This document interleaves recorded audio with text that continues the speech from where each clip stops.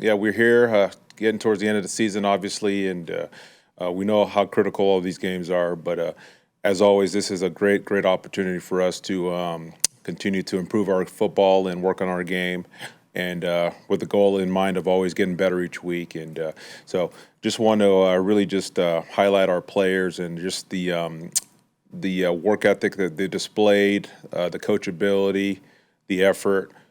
So we're just doing things the right way, and so I'm just overly joyed to come in each day and work with these group of men, and they're just really one of my the funnest groups I've ever had in terms of the group to work with. And so as we get into these games, we know how critical they are, and we know our best is required. And I couldn't think of a better group of guys to go into these critical moments with. And so really want to be to thank our players for just all of the great work that they provide and give each day. We'll kick things off with Mike K, followed by Cass. Good morning, EJ. How you doing? Good, Mike. How you doing? Good. Question for you from a philosophy standpoint. When something's going on with my video, I'm sorry. Okay, yeah, I was looking for your face there. Yeah, boom. I don't know what happened.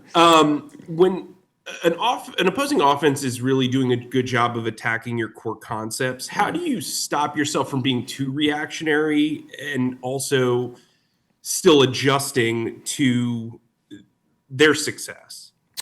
Yeah, no, that's a great question.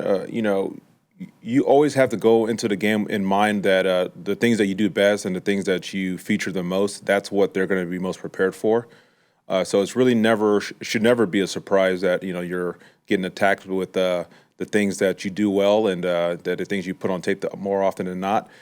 And so when those things happen, you obviously have to have change ups, and our defense has to have enough variety and variation where if people want to go to these beaters for this coverage, then you have something to play off of it. And so it's always that chess game with the opposing offensive coordinator or play caller. But yeah, that's what we try to do. And then at linebacker, where have you seen that duo kind of perform coming off both those injuries as of late? Are you talking about Trevin and Boom? Yeah. Inside linebacker. Yeah. So Boom came back last week for the first time. Trevin was the second game back, and as always, it's whenever you miss time, you always got to kind of shake the dust off of it, especially coming off the bye week. But been really happy with what these guys have done so far and the work they displayed. And as like everybody else, we just got to continue to get better each week. Hey, Jay, how's it going? Good, Cassidy. How you doing? Doing good. You said this is the funnest group you've worked with in a while. Like, what makes them kind of stand out in that way? Well, one, the work ethic is outstanding. The coachability is outstanding. It's every morning we come in, we start the meeting with good morning, and the guys are responsive. They're engaged in the meetings. They're really into football. They care about their professions. They care about each other. There's no selfishness at all. And so there's just so many great characteristics about this group. And I think that's one reason that we've just continued to improve throughout the course of the year. And so, they've been a lot of fun to work with. And, obviously these games are very important. And we know how the ramifications of winning and losing in this league. But you still can't lose sight of just the day-to-day, because so much of our work is in the day-to-day. And when you have the enjoyment of coming to work every day, not only because of the coaches, but because of the staff as well, that's really just one of the best things about this profession. And then just one more quick thing. Now that you've got almost pretty much a full season under your belt with this group, how has having Derek Brown back this year changed the defense from what it was last season? Oh, it's tremendous. I mean, you see it in the run game, obviously. The pass rush ability, he's you can make the argument that he's been our most effective rusher in terms of affecting the quarterback and getting the sack production. He's a tremendous player. He's one of the better defensive players in the league, in my opinion. And so he makes a big difference. Thank you. David Newton. Hey, Coach, how you doing? Good. How you doing? Good. Wanted to ask you what's the challenge of facing Baker Mayfield, and do you have a Baker Mayfield moment in your repertoire that stands out?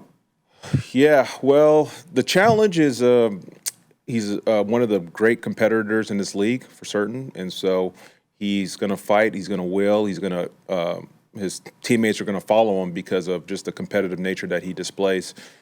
I think the biggest thing when he took a look at his skill set, he's got a big arm, so he can make all the throws, and his ability to keep plays alive, scrambling, running through tackles, that the plaster things that you need to do with the receivers. So those are the tough challenges that we're going to have on Sunday. Mayfield moment.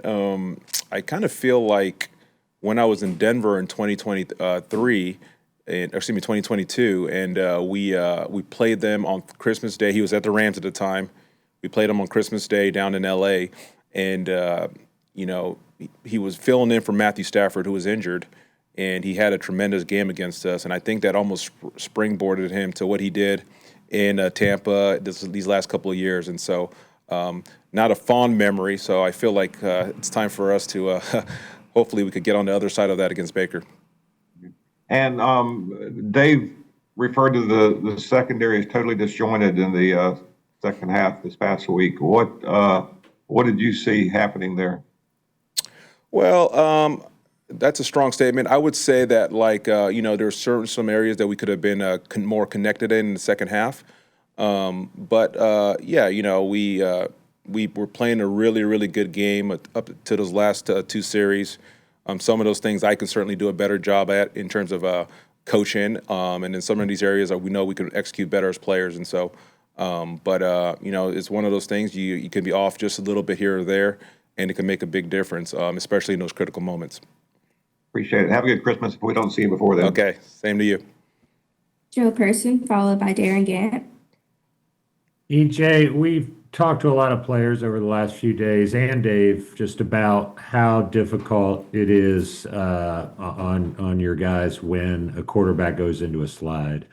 What's the best sort of landmark? What do you tell guys in that situation for what's becoming a pretty difficult and somewhat controversial play? Yeah, no, certainly those are tough moments, and there's really probably not a perfect answer for those moments because I've been on the other end of so many times where guys let up and then the quarterback keeps running, and so it's a fine balance. I think the guys have to use good judgment. We always try to educate them each week in terms of the guys that are more likely to do those type of things and just making those decisions, helping to make those decisions in real time. But yeah, those are tough plays, and there's probably a likelihood you'll never be perfect at them. And so we try to educate them the best we can. We try to teach them to try to react out of the tackling out of the strike zone, and we do the best we can. Roseboom said you don't one have more to thing worry. too, Joe. I just wanted to make the point too. That was such a critical moment, obviously. But kind of to the last question, that didn't lose us the game. There's so many other areas that we could have been better at. So you certainly just can't put it on that one play.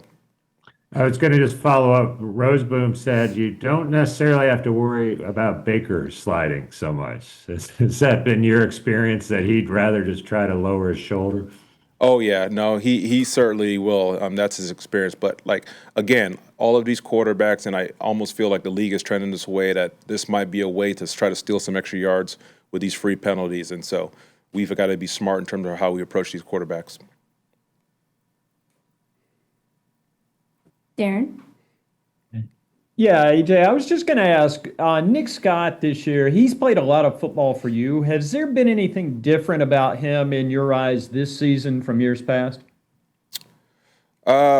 Nick is playing at a high level. This guy started in the Super Bowl for us in 2021 and on a winning Super Bowl team. He started that entire season for us. And so Nick has played a lot of good football over his career.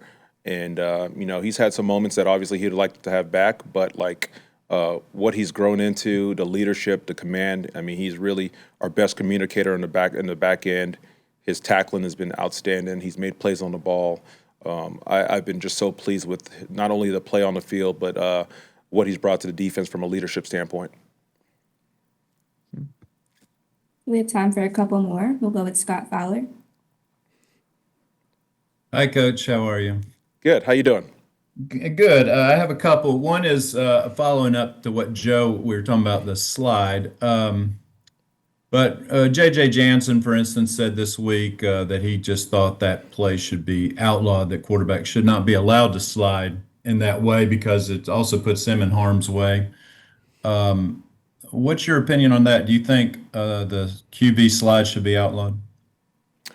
Yeah, I mean, I would be okay with it, but that's not the rule, so we got to play within the confines of the rules. But yeah, if we could take away the slide, that'd be just fine with me. Nice. And back to Baker for a second. You guys, I was looking back at last year's stats. You held him fairly well in check one game, and then the second game, it really got away from you, and he had 5 touchdown passes.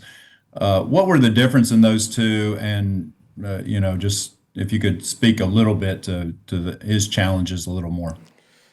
Yeah, the first game we played probably our best half of, or excuse me, best 3 quarters of football all last season. We were playing outstanding football, and then we didn't finish the right way.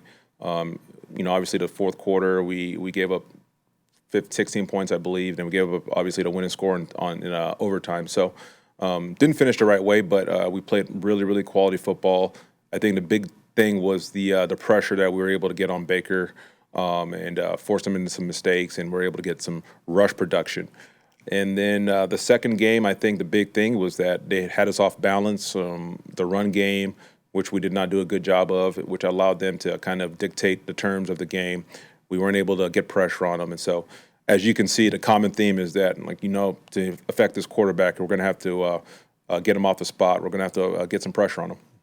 Do you spy him, or do teams normally spy him? He does love to run on third downs, it seems like. Yeah, we're I don't want to divulge too much of the game plan, but yeah, you've got to mix it up.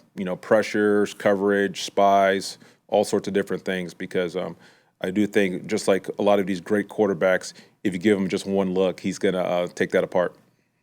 Thank you.